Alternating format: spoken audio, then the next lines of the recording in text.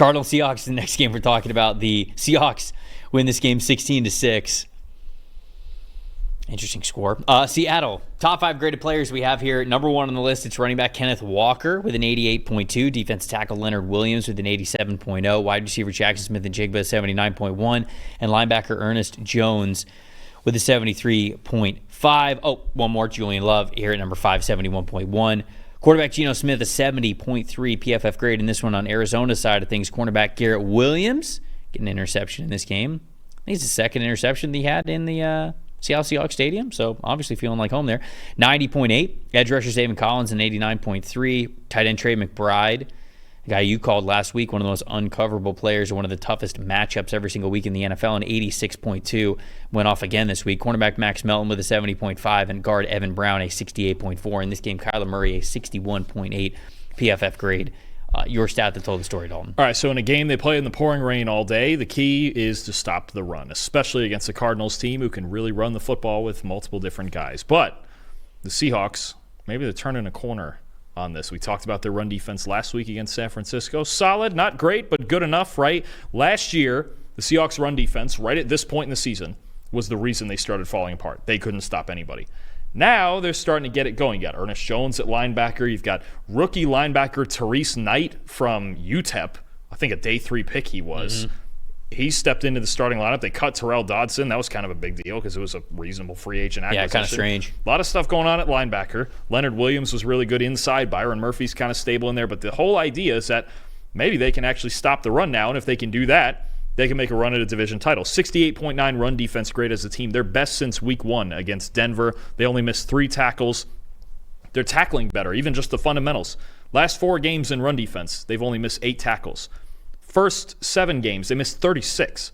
So even just the tackling and the most fundamental thing has been better. 49 rushing yards allowed. And you remember I told you before, the first 2 games of the year that an offense didn't pick up a first down rushing were both the Texans. This is the third one. The Cardinals did not pick up a first down all day on the ground. That'll get it done right there. In the pouring rain, if you make a team one-dimensional, especially towards throwing the ball, you got an advantage. And Seattle's run defense is picking it up right now at the right time. Yeah, it seems like the Cardinals are they're like the Texans to me. They're just frustrating. They're a frustrating team. One week when everything's going well, we go, look at the Cardinals. Who wants to play the Cardinals? And I agree. When it looks great for the Cardinals, it obviously looks great. But like, this week, money down specifically, 3 for 12 on third down, 0 for 1 on fourth down, 0 for 2 in the red zone. Like, it looks like they're either unstoppable or they're completely stoppable. It's one of those two things. They're very high variance right now, and it's just the floor has to be higher for this team. So to me, that was the stat that told the story. Is I felt like the floor was going to be higher for this group. They weren't able to run the football very well, and we've said before, like we said with the Washington Commanders. Sure, everybody talks about the quarterback. They talk about the explosiveness that they could have in the pass game. If they're not running the football, they're probably not going to win the game. That's just their identity. And they did not run the football well in this game either.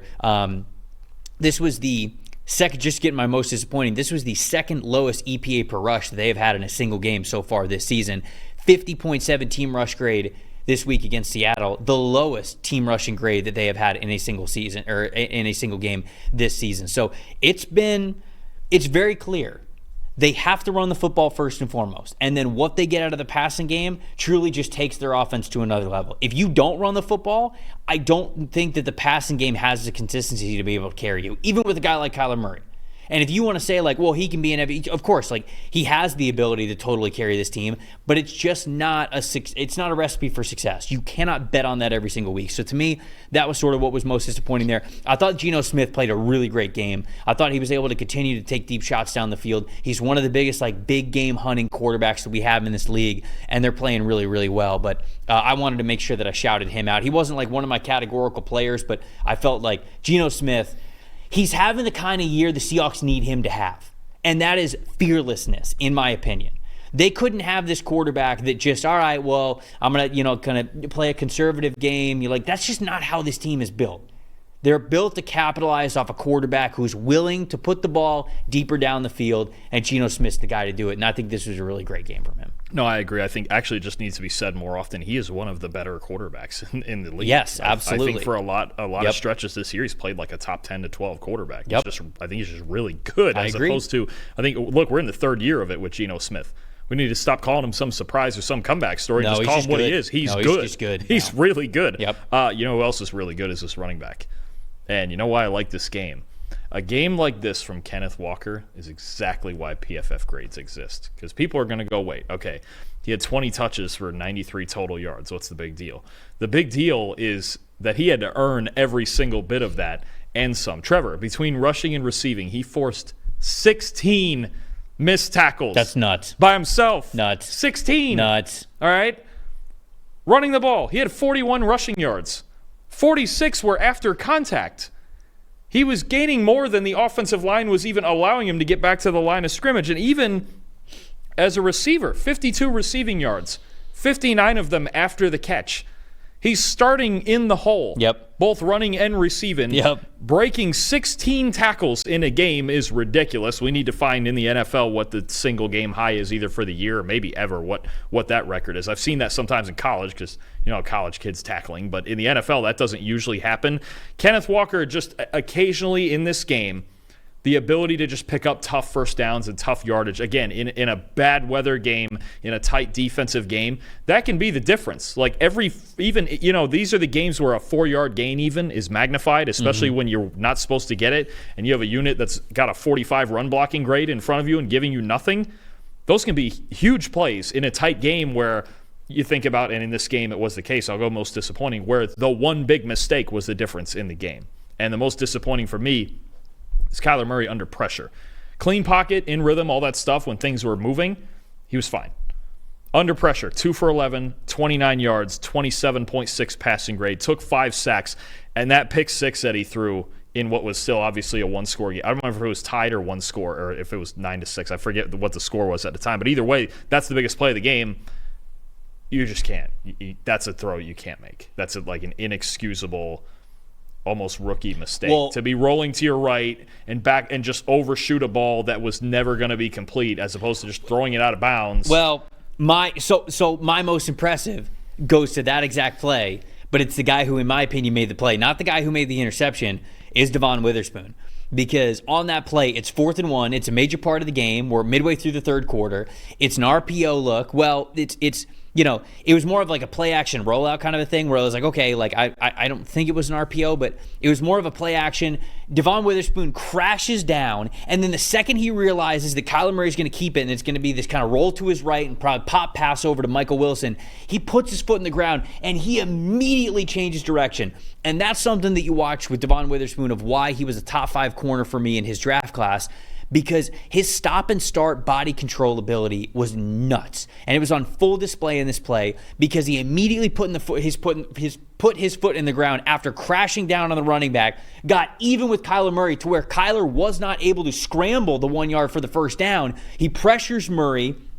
Murray's just got to throw it up. He does. It's intercepted. And then Witherspoon becomes a lead blocker down the field, blocking James Conner, paving the way for Bryant to get into the end zone. It was an unbelievable play in which Witherspoon gets 0 stats for. The only stat that he gets, he played a snap. He was in on that play. Nothing else happened. He didn't get a pass breakup. He didn't get a tackle. I suppose he would have got maybe a pressure on that play at the very end. Maybe that was registered as a pressure. But if it was, I think he might. Yeah. So it might have registered as a pressure for him. But then, to talk about what he was as a lead blocker on that play and paving the way, it's just an unbelievable performance for an unbelievable player. So to me, just even one play alone, because of the magnitude of it, I went with most impressive Devon. He's one of the best players in football. That's just straight up. He can play inside, outside, wherever. He was worth every bit of the 5th overall pick, and he's a guy. He's the best player on defense, and they've got several good ones, but it's him. He's the heart and soul of it. And again, I'm still in the boat. A fantastic play because the initial coverage is what causes the panic for Kyler Murray and all of that. But and that's where for Murray, for me, I go, look, I saw several quarterbacks this week, even young guys, get better with risk mitigation. Obviously, Bo Nix is great at it. Jaden Daniels is great at it. But that's just a throw. Look, I get that it's 4th down. but it's not the very end of the game. It's still in the middle of the third quarter. Either if you throwing it away sucks on fourth down or trying to take off and run when you may or may not get it, cool, but that's the one thing you can't do if you're Kyler in that situation. And it was a great play by Witherspoon, but in a game this tight, in the rain, defensive game, that's the one big mistake. That really, you could argue that one play is the story of this game. Thanks for watching, everybody. Make sure you like and subscribe the video. And if you don't have a PFF Plus subscription, you can get one to see all the premium stats that we talked about here on the show, plus the expert betting and fantasy advice over at subscribe.pff.com. The description is also right below. So if you are not a PFF Plus subscriber, you can become one today.